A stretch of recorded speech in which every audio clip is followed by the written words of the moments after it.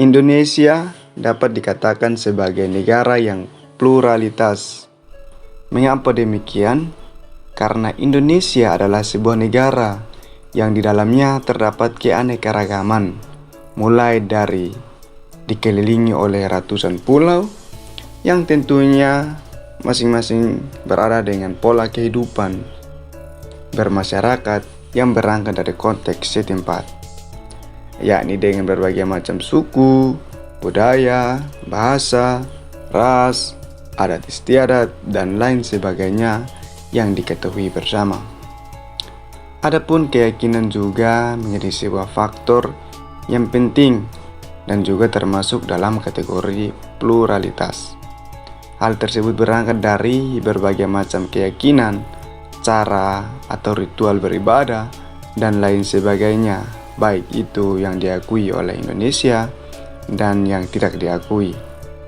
Akan tetapi, dengan adanya HAM atau hak asasi manusia, sehingga orang berhak atau bebas untuk memilih, untuk menganut sebuah agama, yakni yang terdapat pada Undang-Undang Dasar Pasal 28 ayat 2 yakni hak atas kebebasan beragama dan beribadah.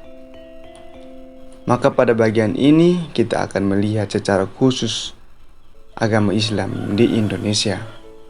Tentunya perlu untuk diketahui bahwa Syarikat Islam dahulunya adalah yang membentuk akan organisasi politik yang pertama, yakni dengan tujuan untuk menjawab persoalan sosial yang berawal dari menjaga kasus pencurian batik dari pedagang batik, lalu berkembang dalam dunia perdagangan dengan tujuan ingin menandingi pedagang lain, dan pada akhirnya berubah menjadi sebuah politik untuk melawan kolonialisme. Dengan demikian, melalui akan politik yang dibangun, yang akhirnya membangun akan jiwa nasionalisme yang kemudian merujuk pada kemerdekaan.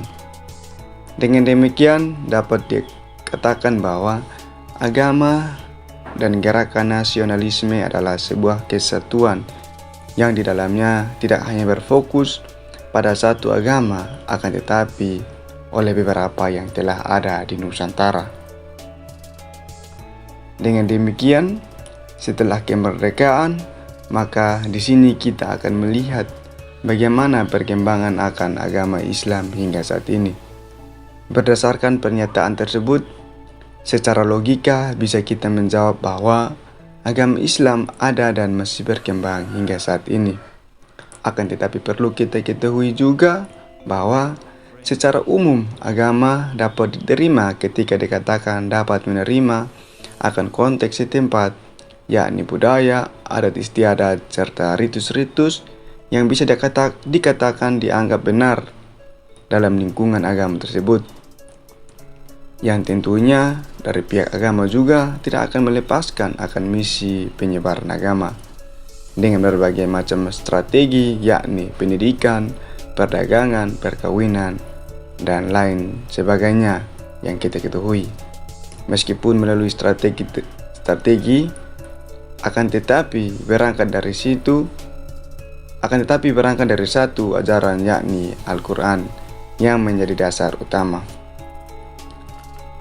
Berangkat dari strategi tersebutlah yang telah menghantarkan akan perkembangan Islam hingga saat ini. Akan tetapi dengan berkembangnya zaman sehingga yang tentunya telah membawa perubahan atau pergeseran, sehingga di sini menurut saya strategi yang perlu dibangun adalah pendidikan yang sebagaimana telah dibangun, yakni mendukung akan peran pesantren dan gerakan pendidikan Muhammadiyah, yakni seperti yang diketahui bahwa pendidikan di dalam pesantren sekarang juga tidak hanya berfokus pada Al-Quran atau terhadap ajaran agama, akan tetapi pendidikan dibangun juga dalam beberapa mata pelajaran yang lain juga. Di sekolah-sekolah yang dibangun, yakni Muhammadiyah, yang mana dalam sekolah tersebut tidak terbatas hanya untuk yang beragama Islam, akan tetapi terbuka untuk semua. Maka dengan demikian, melalui strategi pendidikan inilah yang kemudian akan membantu untuk anak atau orang berada dalam kehidupan yang hanya berlandaskan pada ajaran agama, akan tetapi memahami semuanya, mencakupi agama lain, kebudayaan, dan lain sebagainya. Yang mana melalui pendidikan seperti itulah yang kemudian dapat menciptakan anak bangsa yang berkarakter yang baik serta menjadi orang yang berkualitas secara spiritual dan intelektual.